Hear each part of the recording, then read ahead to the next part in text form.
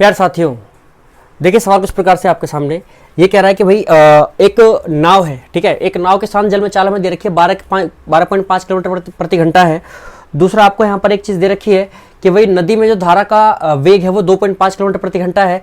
और वो आपसे कह रहा है कि भाई यह नाव इस नदी में एक निश्चित दूरी तय करके लौटने में कुल 6 घंटे लगाती है, यानी कि जाती भी है वापस आती भी है, 6 घंटे लेती है। फिर वो आपसे कह रहा है कि भैया वह दूरी कितनी है, वो डिस्टेंस आपको बतानी है। चलिए सर, अब मेरी एक बात कीजिए, मेरी एक बात पर ध्यान दीजिए सर। आपको उसने क्या दिया हुआ है, आपको यहाँ पर बी दे रखा है। ये क्या दिया हुआ है सर हमको, बी। ये हम फोकस करेंगे, बी हमें दिया हुआ है। ये क्या दिया हुआ है सर हमको, ये हमें दे रखा है sir S, speed of stream.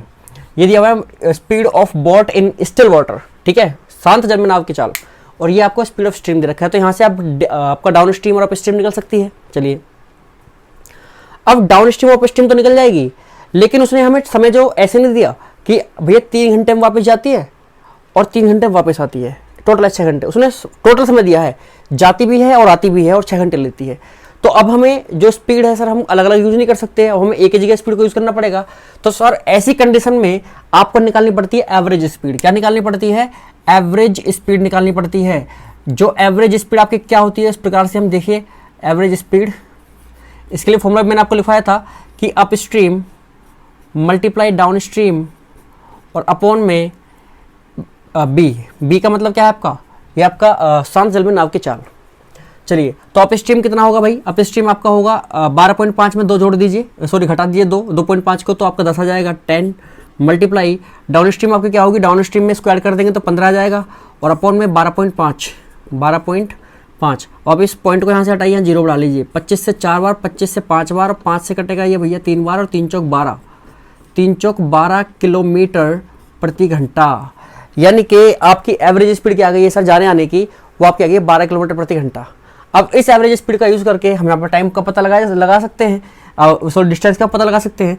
तो आपका फॉर्मूला क्या होता है, speed equals to distance upon time होता है सर। हमें पता लगानी है डिस्टेंस, तो डिस्टेंस बराबर क्या हो जाएगा, स्पीड इनटू टाइम। तो आपका स्पीड क्या है भाई, स्पीड है भैया हमारी 12 किलोमीटर और टाइम कितना ले रहा है, 6 घंटे। 12 6 72, यानी कि 6 घंटे जाने आने में पूरी डिस्टेंस बता दी उसने। यानी कि हमको उसने जो भी डिस्टेंस थी, ये वाली जो भी डिस्टेंस थी, इसमें वो पहले गया और फिर वापस आया, तो जाने और आने में कितनी डिस्टेंस कवर करी वो हमें पता चलेगी 72 किलोमीटर। कितना, 72 किलोमीटर।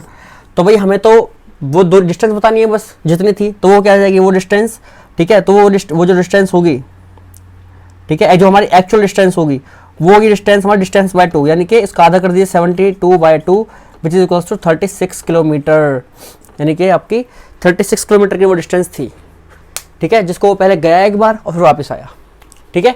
तो यहाँ पर आप 72 निकालें और आपको ऑप्शन में 72 दिख जाए और आप उसे सीधा टिक कर दोगे तो सर गलत हो जाएगा आंसर। हमें इस चीज पर फोकस करना है कि उसने पूछा क्या भाई दूरी कितनी है, वो दूरी कितनी है जिस पर वो जाकर वापस आया है। तो वो तो उसने डबल बार कवर कर रही है ना, एक बार गया है एक बार वापस आया है। तो हमने जब 6 घंटे लिए तो एक बार जाने का भी निकलेगा और आने का भी निकलेगा, यानी टोटल डिस्टेंस निकली सर जाने आने की हमारी कितनी, 72 किलोमीटर। अब उसको हमें आधा भी तो करना पड़ेगा सर, जब भी तो हम बता पाएंगे कि भैया हमारी वो डिस्टेंस कितनी है, वो कितनी है सर 36 किलोमीटर। तो इस चीज़ को थोड़ा सा आपको यहाँ पर फोकस रखना है। एक दूसरी चीज़ और सर हमें यहाँ पे एक चीज़ और समझनी है जो हमारे आगे के सवालों में हमारे काम आएगी। चलिए, ये तो बहुत आसान हो गया हमारे लिए। अब किस प्रकार से हमारी चीज़ें काम आने वाली है उसके बारे में फोकस कर लेते हैं सर। एक प्रकार देखिए, अभी हमने आपकी जो हमारी अप स्ट्रीम थी वो हमने निकाली थी आपकी 10 और जो हमारी डाउन स्ट्रीम थी वो हमने निकाली थी सर 15, ठीक है। तो जरा हम यहाँ पर चलिए, यहाँ पे मैं कर देता हूँ, मैं आपका डाउन स्ट्रीम और अप स्ट्रीम का रेशो यहाँ पर लिख रहा हूँ सर। तो डाउन स्ट्रीम मेरी है 15 और अप स्ट्रीम है 10। तो ये 3 से कटेगा 5 बार, सॉरी 2 से काट लीजिए, 2 से कटेगा 5 बार, 2 से भी नहीं कटेगा, 5 से कट जाएगा, 5 से 3 बार और 5 से 2 बार। तो आपका यहाँ पर ये आ गया रेशो 3:2, ये आया है स्पीड का रेशो, ठीक है। अब अगर मुझे इस रेशो को कन्वर्ट करना हो तो मैं इसको टाइम के लिए क्या करूंगा, उल्टा कर दूंगा सर। बस एक बात चीज आप फोकस करके याद रखेंगे ये चीज को कि टाइम के लिए जो रेशो है पलट जाएगा, यानी कि 2:3 हो जाएगा। यानी कि 3 के हिसाब से 2 का टाइम लगता है और 2 के हिसाब से 3 का टाइम लगता है, ठीक है। तो कुछ इस प्रकार समझिए आप इन चीज को इस चीज को। चलिए, अब उसने आपको क्या बताया सर, उसने हमें बताया कि टोटल घंटे उसे लगते हैं 6। तो अगर मैं इस टाइम के टोटल रेशो को ऐड कर दूं, अगर मैं इस टाइम के टोटल रेशो को ऐड कर दूं क्या मिलेगा मुझे 5। तो ये जो 5 का रेशो है ये इस 6 के बराबर है, यानी कहने का मतलब ये है सर कि ये 5 का रेशो इस 6 के इक्वल है टोटल, और हमें इनमें से जो भी टाइम निकालना हो, जो भी टाइम हमें निकालना हो यहाँ पर उससे कर दिए मल्टीप्लाई। अब मान लीजिए हमें ये डाउन स्ट्रीम का टाइम निकालना है, डाउन स्ट्रीम में उसने कितना टाइम लिया, तो डाउन स्ट्रीम में उसने टाइम लिया सर 2 की मल्टीप्लाई कर दीजिए, तो हमें यहाँ पर टाइम मिल जाएगा, टाइम इन डाउन स्ट्रीम, ठीक है। तो वो कितना आ जाएगा भाई हमारा 6, ये आ गया 12/5, ठीक है, 12/5 हमारा ये आ गया टाइम। चलिए जी बहुत बढ़िया, कोई दिक्कत नहीं है, 12/5 हमारा आ गया। अब क्या करना है, ठीक सर, टाइम मिल गया हमको ये, ठीक है, यहाँ पर हमें टाइम मिल गया, ये हमारे पास एक्चुअल टाइम मिल चुका है, ठीक है। अब इतना टाइम लगता है उसको डाउन स्ट्रीम करने में, ठीक है, वो जितनी डिस्टेंस है उसको डाउन स्ट्रीम करने में इतना टाइम लगता है, और स्पीड क्या है उसकी डाउन स्ट्रीम की 15 है। तो हम यहाँ से क्या निकालेंगे सर, डिस्टेंस, डिस्टेंस क्या आएगी आपकी, स्पीड इनटू टाइम, ठीक है। और स्पीड आपकी क्या है भाई, स्पीड आपकी क्या है, स्पीड है आपकी 15, और डाउन स्ट्रीम में आपका टाइम कितना लगा, टाइम लगा 12/5, 12/5, तो 5 से कटेगा कितनी बार, 3 बार, और 12×3 = 36, 36 किलोमीटर। तो आप यहाँ से सीधा सीधा आंसर इस तरीके से निकाल सकते हो सर।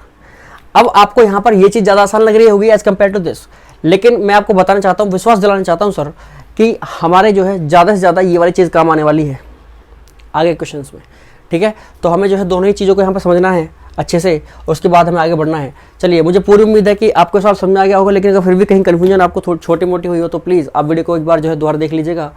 उसके अलावा आप अगर आप समझ में आ गया है आपको तो प्लीज़ वीडियो को लाइक ज़रूर करना है, और अपने सभी दोस्तों के साथ शेयर करना बिल्कुल नहीं भूलना है। जितने ज़्यादा से ज़्यादा आप शेयर कर सको सर, वो मैक्सिमम पॉसिबल जितने भी शेयरिंग आप कर सकते हो प्लीज़ करिएगा। उसके अलावा आप वीडियो को लाइक, चैनल को सब्सक्राइब और कमेंट जरूर करिए। मिलते हैं आपसे अगले वीडियो में, तब तक के लिए धन्यवाद।